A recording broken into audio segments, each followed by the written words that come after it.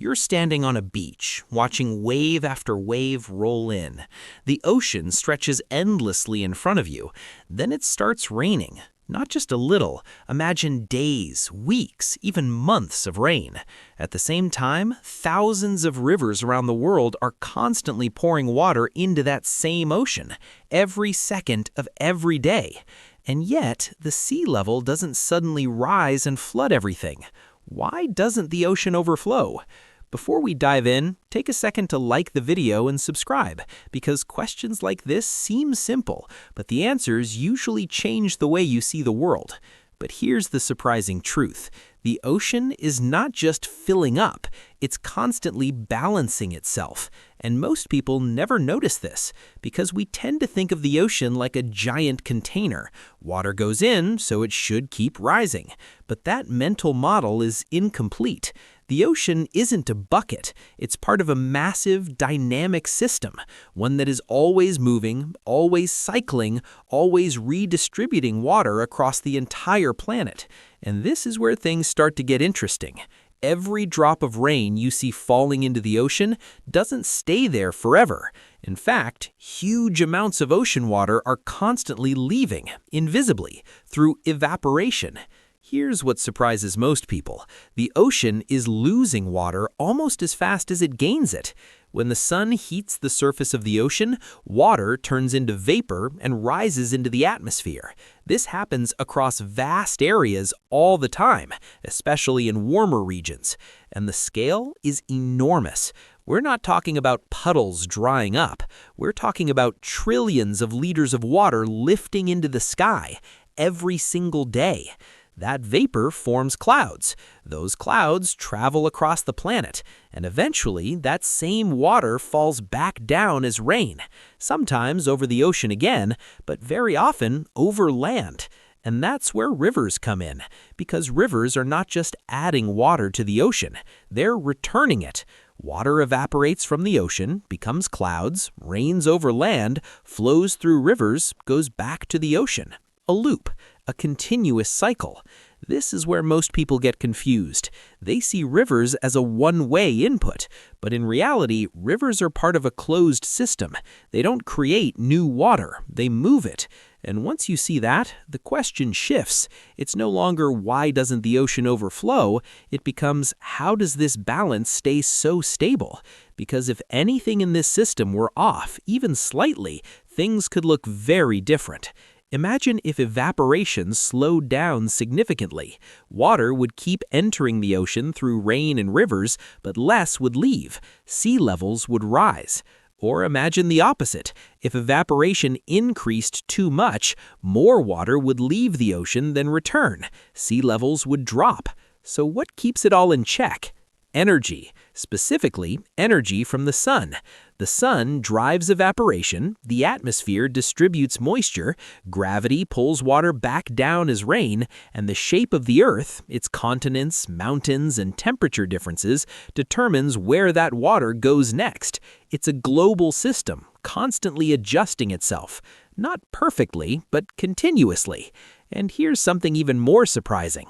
The ocean level actually does change, just not in the dramatic way people expect. Tides rise and fall every day. Storms can temporarily push water higher.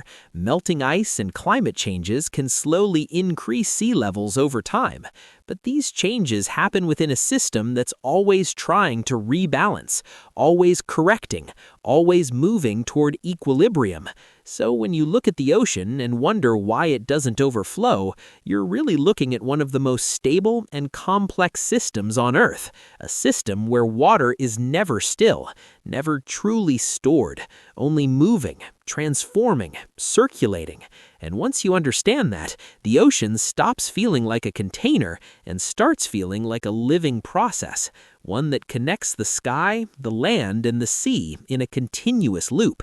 So the next time you see rain falling into the ocean, remember, that water is just passing through, part of a journey that never really ends.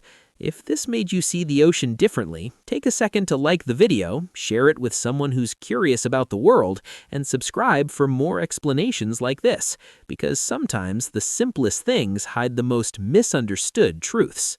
If the ocean is constantly balancing itself, then why do we keep hearing that sea levels are rising? That sounds like a contradiction. Because if everything is part of a perfect cycle, evaporation, clouds, rain, rivers, then the amount of water in the ocean should stay exactly the same. But it doesn't. And this is where the story becomes even more interesting. Because the balance exists, but it's not untouchable. It can shift. Slowly, subtly, but powerfully. Here's what surprises most people. Not all water on Earth is actively moving through the cycle at the same speed. Some of it is stored, locked away, for years, centuries, even thousands of years.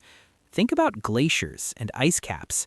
Massive amounts of water are frozen, sitting on land, completely outside the active ocean atmosphere loop. As long as that ice stays frozen, it's not contributing to ocean levels.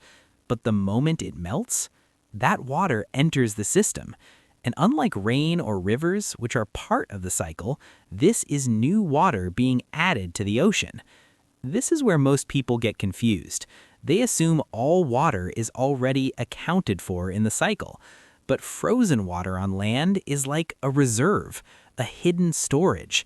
And when it starts to melt faster than it refreezes, the balance shifts. The ocean begins to gain more than it loses. And that's one of the key reasons sea levels rise. But that's only part of the picture. There's another factor that's even less intuitive.